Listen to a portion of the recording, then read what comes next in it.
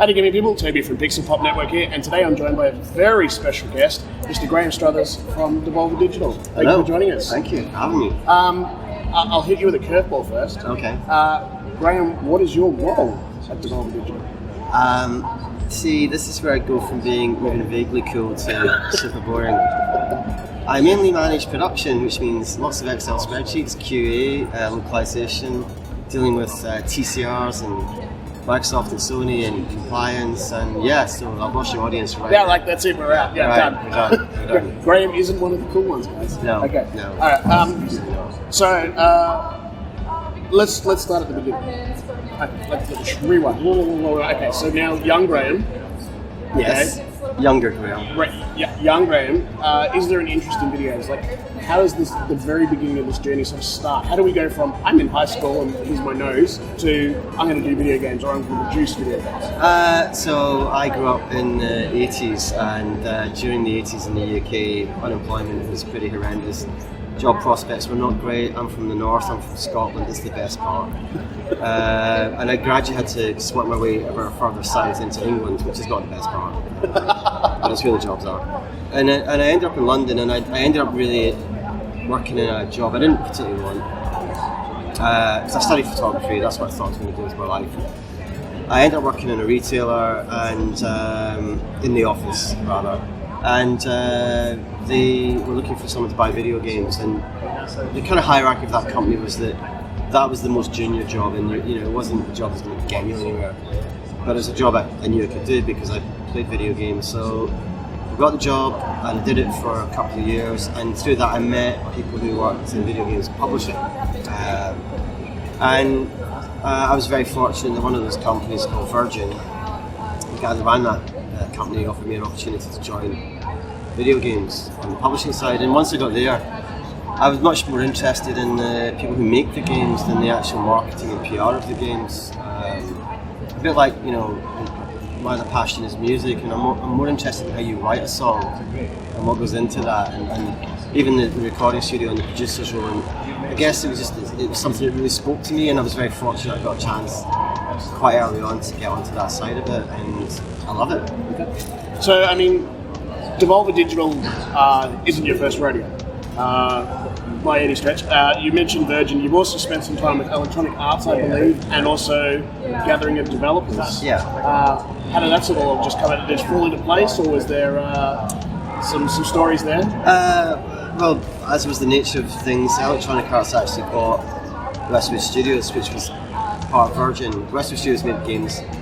Command & Conquer were the most famous ones, and I worked on Command & Conquer and Red Alert, and when EA bought Westwood Studios, they inherited myself and a bunch of other people, and well, they were super nice to me. I think I was probably a brat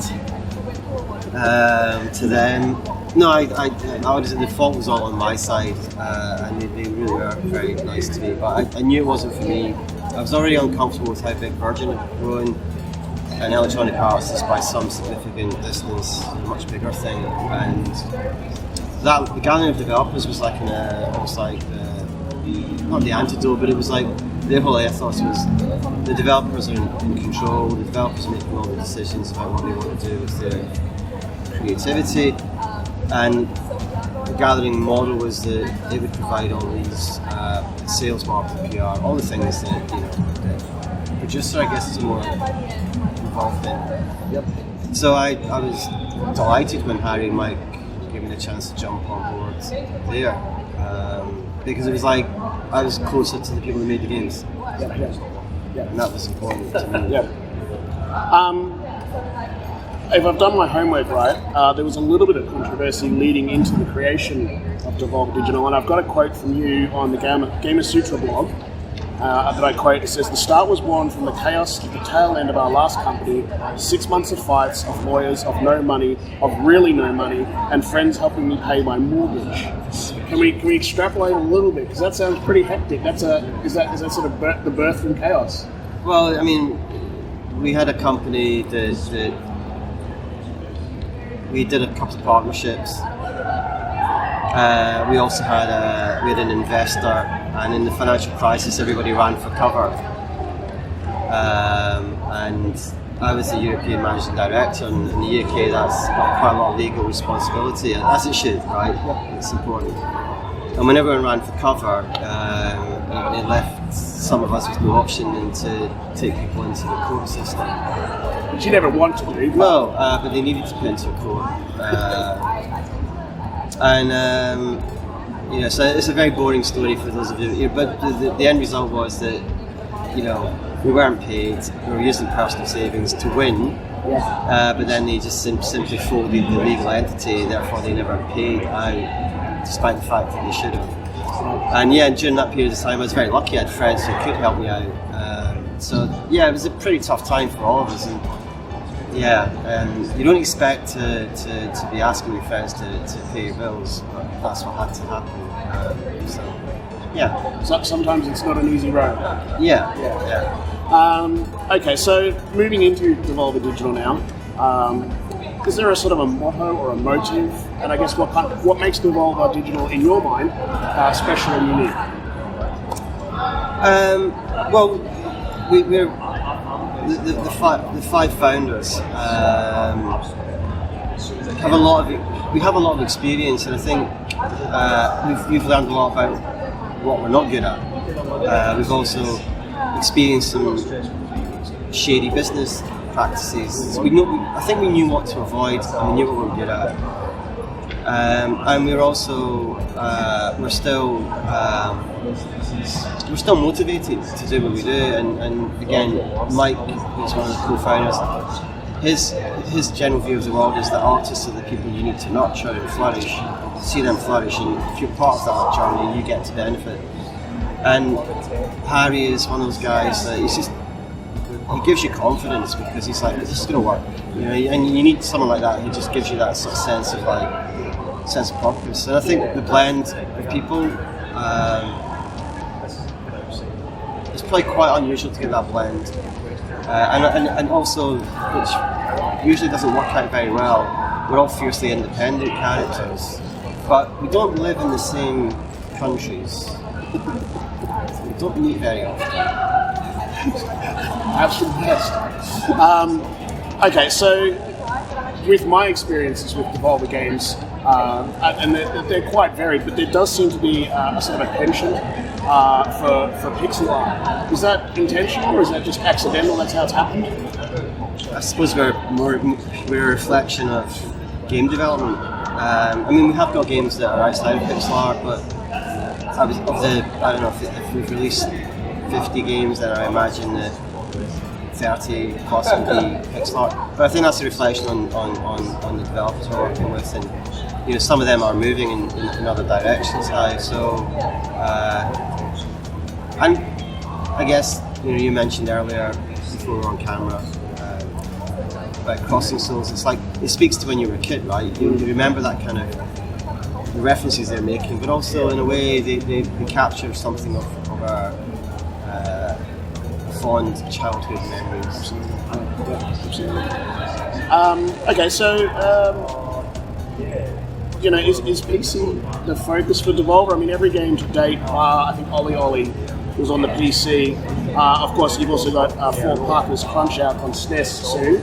But is PC the main focus for Devolver Digital? Yes, Steam has been pivotal. The idea that you could work with a platform that would pay you every month was just like a revelation. We hadn't experienced that. And we've got a lot of faith in ourselves and the games we're involved in that they will succeed. And that's been proven to be the case. And we love working with Sony, Microsoft and Nintendo. And most of the game devs, if they get a chance to see their game pop onto a PlayStation or Nintendo anything, again, they grew up with this stuff, so that's not to leave Microsoft out. It's just that they grew up playing on Nintendo. Microsoft just wasn't there at that point. And we're now dabbling with mobile, which is something that we previously had thought wouldn't work for us because we didn't really understand that world. But Reigns we did, and it's been very successful. It's led to Game of Thrones, which who would have imagined that we'd get trusted with that? We certainly didn't. It's a multi-billion-dollar license here. Hello. we love your work. I'd like to touch quickly on some of your charity work. I noticed you've done some stuff for Games Aid in the UK, and more recently coming up, we've got Parker's Crunch App is sort of the profits, or some of the profits of that are going to the mental health charity. Where does that sort of stem from? I mean, just give back. Firstly, if you know, everyone makes their own choices about what they do. So there's no preaching involved in this. It's like we have a chance to do things, and again within Devolver, I mean, Games Aid is based in the UK. Special Effects is another group that's based in the UK, and I'm able to get involved, and Devolver and the developers back it. Mike is working. He's very, very active in the whole area of mental health in games. There's a lot of stress, crunch, unhealthy working practices, and Mike is responding to that. And again, we're lucky because we can. So, you know, again, we're not trying to bring everyone in. Yeah, I understand. But yeah, I think if you can and you're motivated, why not? And they're all awesome because they're not charities that are burning money on overhead. They're charities that are pushing money in as causes. Okay, so as you said earlier, Devolver Digital, you're learning as you go. Going in, if there was a plan, and I'm not sure now that it was, you know, what have you learned and what changes have been made to the plan? Yes, lack of one. We've got better at recognising that, you know, whilst we had a good start and we definitely had the right structure, we realised the games, because of who we work with, the developers are producing more and more complex games, which requires of us way more investment into QA, way more investment into making sure the game arrives on the platform fit for purpose, and that no one buys that game and feels, you know, let down. We've realised we don't speak Chinese. It was a bit of a revelation because we've all been to Chinese restaurants and we felt we were good in that environment. But we've hired two wonderful people in China because you need to have that kind of commitment to a market. If you're going to try and work there, you need to make sure that you're relevant. You do that, is have people who know the market. So there's some of these places around the world, it is quite a different market. It's entirely different. I mean, you know, several of the cities I've been to in China in the last couple of years I hadn't heard of, and I like to think I pay attention. But yeah, but I think that what we have learned is like, make sure you're working with experts. You don't have to be part of your company necessarily. You know, like if you're going to use a PR agency, if you're going to use a marketing agency, hire the best people you possibly can who help you do things better. Now, not much left here. Future plans for Devolver Digital. Obviously, you can't tell me too much, but what's on the horizon? Well, we're looking at blockchain because it seems like there's some easy money there. You know, I mean, why not? Right. We're gonna stick to the path that we were on, which is working with smaller teams. A lot of those teams we're now working with are now into the second, third, fourth game. We're going to keep on travelling because the more we travel, the more we learn, and we're going to fight really hard to avoid becoming dicks. Yeah, I found that's a really effective business model. Yes. Yeah. Yes. What was your success? I wasn't a dick. Yeah. Okay. We find that if you're nice to people, it generally seems to pay off. All right. Now I thought I was original with this one, but Doug from Power Up tipped me off that I'm not. But my final question is the Loch Ness Monster real? Yes. I mean, that's so annoying. I'm glad I did get a curly one in. There isn't a why to that. There's just an is. Do you have conclusive evidence to back this look, up? I'm Scottish. That's all the evidence you need. I've spent multiple parts of my weeks of my childhood going on holidays around Loch Ness. And yes. All right. That's Graeme Struthers, Devolver Digital. Thank you very much for your time, and we hope you enjoyed your time at PAX. Oh, it's been awesome, yeah. Thank you.